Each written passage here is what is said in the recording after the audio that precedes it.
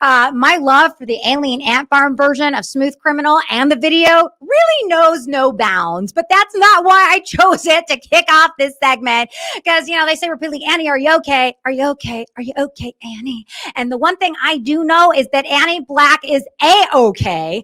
And she is going to do more than okay when she gets to Carson City in just a few days. She is my next guest, the Republican Assemblywoman here. Thank you, Annie, so much for joining us here today. Hi, thank you for having me. Man, you're on fire. I love it. I am in a continual state of anger, it seems, these days, and just calling everything out. But I wanted to talk. I'm so glad to have you on the show because, of course, the session is starting in about a week. February 1st is when it all begins. And earlier today, I got some information that I thought was really interesting. I wanted to get your feedback on this right away. It looks like Cannizzaro and Frierson, who are the heads of the Senate and the Assembly, have said that at this point, they're not going to support the tax initiatives that the teachers union wanted, which was a gaming tax and raising our sales tax, stating, you know what? Don't really think it's the right time for this. I think this is like a minor, tiny little win for us because I really hated what the teachers union wanted to do there. Are you surprised by this? What I'm actually surprised is that we have the two top leaders in the Democrat Party coming out against these tax increases, but not our entire Assembly and Senate caucus on the Republican side. I know myself, when I heard about those taxes, I was immediately a hard no on that. But I think it's disappointing that we have Democrats coming out against those taxes before all of our Republicans do. Yeah, and I want to talk to you about the Republican response to everything, and we'll just kind of do a deep dive into that right now. The State of the State with Governor Sisolak was on Tuesday, and every single TV station, all the networks gave the entire time, the entire allotment to Governor Sisolak. And normally in these cases, after a State of the State, you immediately have a response from the Republican Party. But many stations chose to just air maybe like a minute of it and tell you where to find it over on YouTube, or they put it in their news stations, digital stories that you could click and watch. It wasn't that bad of a response, but is it a good response at all if literally no one heard about it? I mean, I told people about it and it was the first they'd even heard about it. What can we say about the Republican response to things like this? Well, what do you think of it? I think in general, the Republicans need to do better with their communications. I mean, it just proves that time and time again, we fail to communicate. I know that I found out about it through the YouTube channel by the caucus Twitter, but how many people follow that? I don't know. We just, in general, need to do a better job at our communications, which I've been harping on that for a long time. So yeah, when I did my newscast about 24 hours later after it dropped, it still hadn't even had 1,000 views. So that's pretty abysmal. I also noticed that over at Channel 8, my former station, they went to go and get a response from Steve Sisolak's State of the State from local lawmakers. They went to Cannizzaro, a Democrat, Jason Frierson, a Democrat, the Nevada Association of School Superintendents, Brian Rippert, the president of the Nevada State Education Association Union, Annette Magnus, who's part of Battleborn Progress, a socialist, Mary Beth Sewell, who heads up the Las Vegas Chamber. That's no Republican response whatsoever, Annie. Why aren't Republicans even being asked to give their point of view? Why do we only hear from the liberal left and lobbying units that are just there to brown nose and kiss butt? I think because we're waiting around to be asked. We need to just take the bull by the horns and be out there being vocal and communicating our message effectively, whether they ask us or not, but we don't. We fail to do that every single time. And it's very disappointing. It's been disappointing through the entire shutdown. We should have been shouting from the rooftops during this entire time. All the Republicans should have. Get our state back open, and they haven't been doing it. And so I can't really say that I'm surprised. We just kind of have this trend of letting people walk all over us. There has been a deafening silence about reopening. I mean, I was furious that Sisolak didn't even use those words, we need to reopen. And I mean, when Cuomo, and I hate Cuomo, but when I have to give Cuomo props for saying, we can't really do this lockdown anymore. I mean, there was so much hypocritical nonsense in what Cuomo said, but at least he uttered the words. We didn't even get that from Sisolak. I think even Lori Lightfoot said something to that effect, right? Which Yes, is we kind did. of interesting because everyone was saying that was what was going to happen as soon as the election was over. It's time to reopen the economy, right? Oh, we knew it was going to happen. And we know that it's all based on they want their federal dollars and they think Biden's just going to write them a check. But that's why I love what you're doing right now, because you do have a petition out there to try to influence Governor Sisolak to reopen. Tell us about that. Yeah, I'm working on a petition.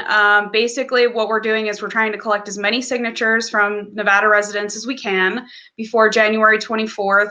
Then I'm going to print off all of the petition signatures and hand deliver them to all of our senators and all of our assembly people on the first day of the legislature to let them know that we are in fact ready to get this ship back on course and get back to work.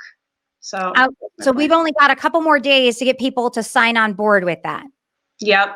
And they can go to my website, electannyblack.com, and there's a link right there. And then there's a link to all my newsletters that I've been putting out. So we're trying to stay on top of the news and always keep our people informed of what's going on.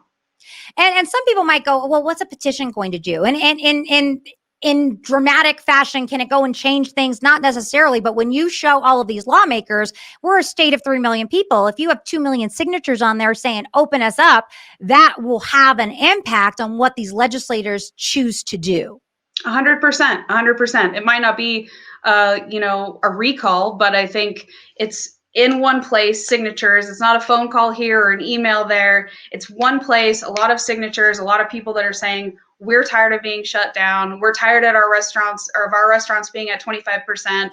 We want to reopen our economy. And it's an actual tangible thing that people can see. And hopefully it makes a difference. I mean, it's better than doing nothing, right? Oh, 100%. I saw today just a little while ago as well that a group of wineries and restaurants in California are actually suing Governor Newsom because of what has happened in that state and the way that Newsom has devastated it. I will say that I'm honestly immensely surprised that we have not seen more outrage from restaurant owners, private businesses because of this. Now, again, I have to admit, we're not as locked down as California, thank God. But I've been surprised. I wonder if you have too, just the lack of fury and fire to change things from really the majority of Nevadans. I've been surprised for pretty much since the beginning of this that people have kind of taken it laying down. So I don't, I'm with you on that. I figured long ago people would have said, enough of this. If you don't like me opening up my business, come over here and shut me down. But in the meantime, they're functioning at 25% and barely able to hang on, which means they may end up closed anyways. So you might as well go out with a fight, right? I mean, that's how I would do it. But Why do you think so many of them are scared of either the Clark County Commission coming after them or being in Sisolak's crosshairs? Why do you think there's such fear and apprehension? well, you got to think about it. They've already been closed down we were on a hard close down, like an actual lockdown for quite a while. Then it's been, different levels of occupancy. They're already struggling as it is. I think that they're, for the majority, just thinking if I keep my head down and just try to survive this, then hopefully someday we'll open and I can get back to things. And I think they're just in survival mode, frankly. And they feel like they just have to do what they have to do to survive. Plus, they have employees that they care about that are relying on them. And if they get shut down, it's not just their jobs, it's people that are relying on them and their families. And that's a big weight on your shoulders to be thinking of others. Oh, I 100% agree. I just have the fear that sometimes we tread water because, like, well, if we tread water, it's just going to be okay. But eventually, if you tread water for too long, you get tired and you'll sink just as well. It won't help you survive the long term. And I think that's been the frustration. We're almost to a year of this COVID nonsense where it was 15 days to flatten the curve. And here we are a year later. And Biden says, well, just 100 more days of this mask wearing. Oh, in 100 days, maybe these kids will get back to school as soon as the school year's over. It's asinine.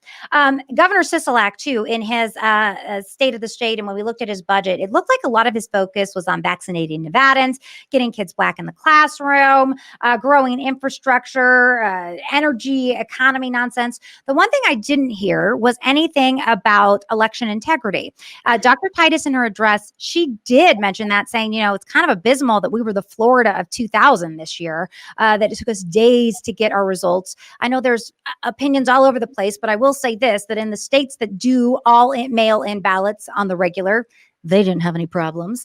Florida, hanging Chad state, didn't have any problems. It was the states that through their legislature ran things in overnight that didn't make any legal or constitutional or even common sense that had all the problems. And now they're kind of like, well, we won. Not going to deal with it now. Is there anything you guys are going to be able to do to fight this? I don't know realistically what we're going to be able to do. I know that myself, my sixth BDR, I announced my final BDR is an election protection bill, and it has 15 different measures that we can implement to make our elections more secure and make sure that they're fair. And I know other Republican legislators are going to be putting out election integrity bills. What they are, I don't know exactly. I'm hopeful that we can get somewhere. I'm pretty sure mine's not going to pass, but I'm definitely going to have it out there and be talking about all these issues, because that's part of the battle. Is it may not pass my bill, but at least we'll be talking about it and we'll be bringing up these issues so that people are aware of them going forward. And hopefully we get a little bit of traction, but I don't think, as they say, Rome wasn't built in a day, and we didn't get here in a day. So it's going to take us some time to fix things, unfortunately. I think a lot of people don't understand how our state legislature works. So it begins on February 1st. It's 120 days long, and then you guys won't meet again until 2023. So these next 120 days are immensely important for the next 2 years here in the great state of Nevada.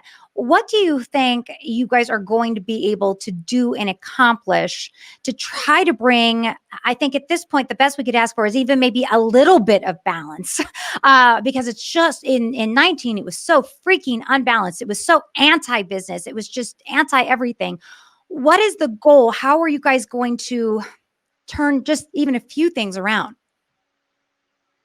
Well, my goal is to, number one, I think first and foremost, we really have to look at the budget. That's the thing that is looming over everyone's head right now. Although they tried to spin it and say that the governor's lowered his budget. Well, technically he's raised it, because during the special session, we lowered it, and it's actually higher than that budget was. So they've tried to spin it as it's a decrease, but it's actually an increase. So that's going to be the big thing, the budget. I've got some bills that I've got in the works that are spending restraint acts. I would love to see that every session from here on out, we don't blow the budget out by $1 billion like we have the last 3 sessions. And then, like you said, these 120 days, unfortunately, what tends to happen is, as I understand, a lot of kicking the can down the road happens at the beginning of the session, and then at the end of the session, all of a sudden it's fast and furious trying to jam a bunch of bills through. So I'm also working on another bill. It's called the Slam and Jam Prevention, and basically it would stop the legislature from being able to do that. It would give us at least 48 hours to look at these bills, for the citizens to look at the bills, and to make sure that what we're passing gets done, not in Nancy Pelosi style, where we have to pass it before we know what's in it. So there's a lot to work on.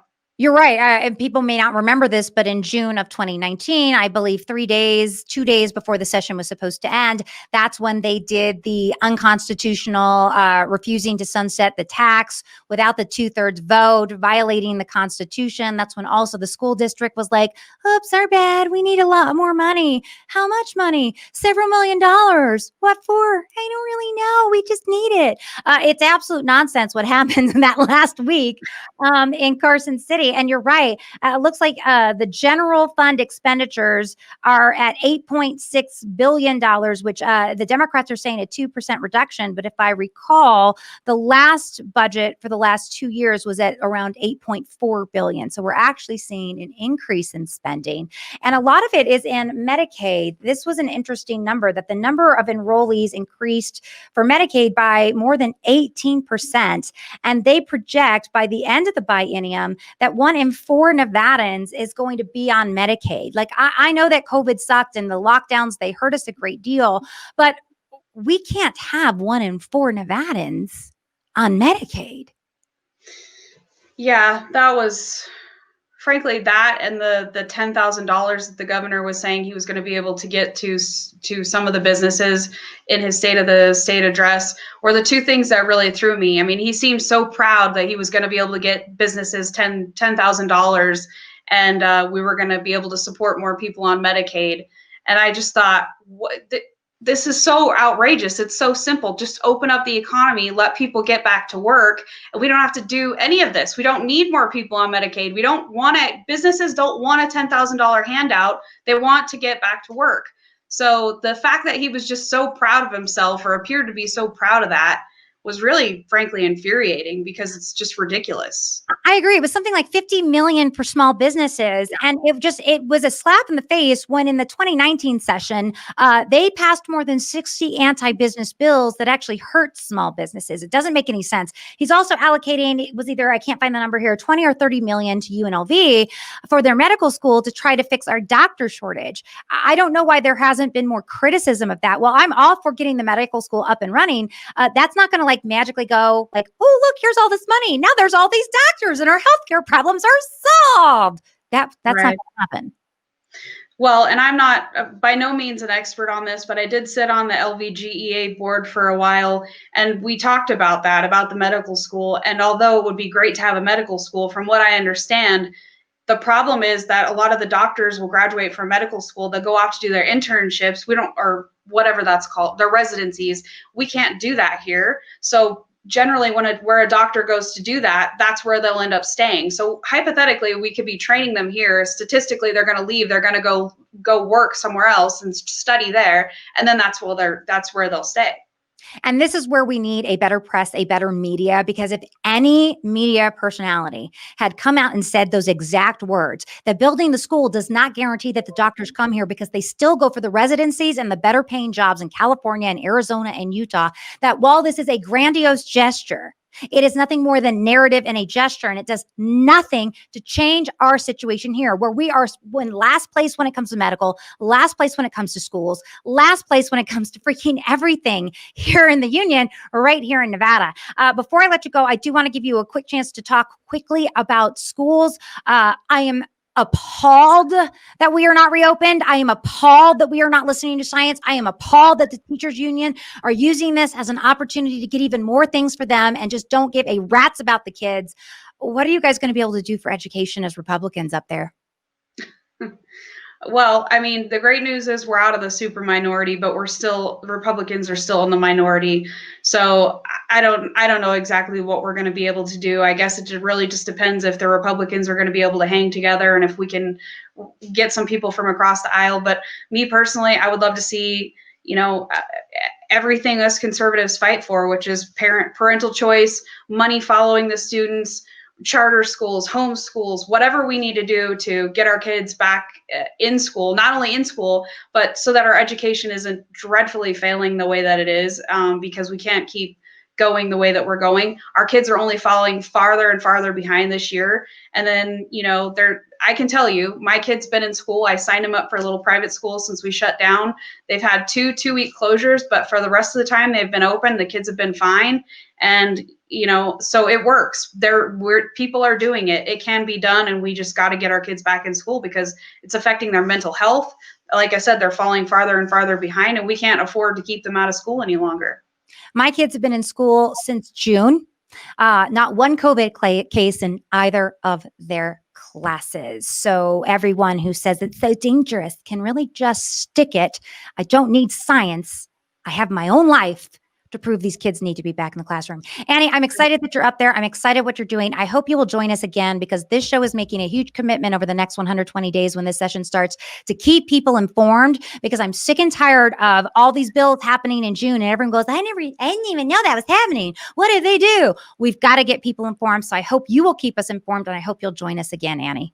Anytime. I would love to. Hey, keep up the good work. I love your energy. It's killer. I love it. Keep going. Well, thank you. I appreciate that so much. You have a fantastic day and a safe drive up there this weekend, okay? Thank you. See ya. All right. Well, we've got more Michelle Mortensen Show coming up, because it's time to look at the freaks of the week. And they're going to be good. And my intro song into the break is a little clue as to one person Who's on the list?